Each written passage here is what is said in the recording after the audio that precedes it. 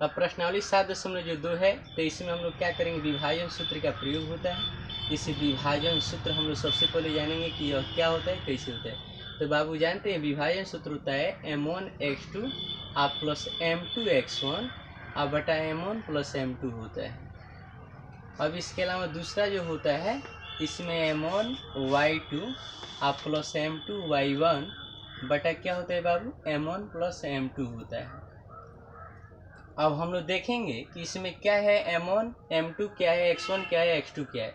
जैसे कि पहला पॉइंट इसमें दिया रहेगा, मान लीजिए 2,3 है, दूसरा पॉइंट 4,1 है। कहेगा कि यह दोनों को बिंदु जो है 2:3 में विभाजित करता है। तो पहला को तो हम लोग जानते हैं कि a मान लेंगे, दूसरा को जानते हैं हम लोग b मान लेंगे, और जो अनुपात दिया रहता है उस अनुपात को हम लोग क्या मान लेंगे, m1 और m2 मान लेंगे। पहला पॉइंट रहेगा उसको बाबू पहले से भी आप लोग को तो बता ही रहे हैं कि x1 और y1 होगा, और दूसरा जो पॉइंट है इसको हम लोग जानते हैं x2 और y2 के मान है।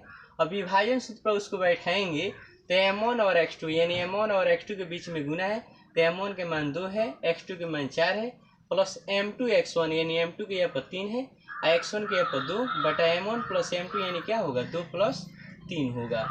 कोमा है तो हम लोग कोमा देंगे, m1 और y2 है तो m1 के यहाँ पर 2 है, और y2 के यहाँ पर कितना है, 1 है, प्लस m2 है तो m2 के यहाँ पर 3, और y1 के यहाँ पर कितना है, 3, और बटा m1 प्लस m2 यानी 2 प्लस क्या हो जाएगा बाबू, 3 हो जाएगा। फिर से एक बार और आप लोग को समझा देना चाहते हैं, पहला जो पॉइंट रहेगा उसको a मानेंगे, दूसरा पॉइंट को हम लोग b मानेंगे। आप पहले जिसे दूरी हम लोग निकाले हैं, निर्देशांक निकाले हैं, तो इसमें हम लोग जानते हैं पहला जो पॉइंट रहेगा इसको x1 और y1 हम लोग कहते हैं, और दूसरा पॉइंट को x2 और y2, और जो अनुपात दिया रहता है उसको m1 और m2 हम लोग मानते हैं। जैसे m1 और x2 है तो m1 के यहाँ पर हम लोग के पास क्या है, तो m1 के यहाँ पर 2 है तो 2 लिखेंगे, और m1 और x2 के बीच में गुना है तो गुना के छीन देंगे। x2 है तो x2 के मान बाबू कितना है, 4 है तो 4 लिखेंगे, प्लस है तो प्लस देंगे, m2 है तो m2 के यहाँ पर 3 है तो 3, और x1 है तो x1 के मान कितना है, 2 है।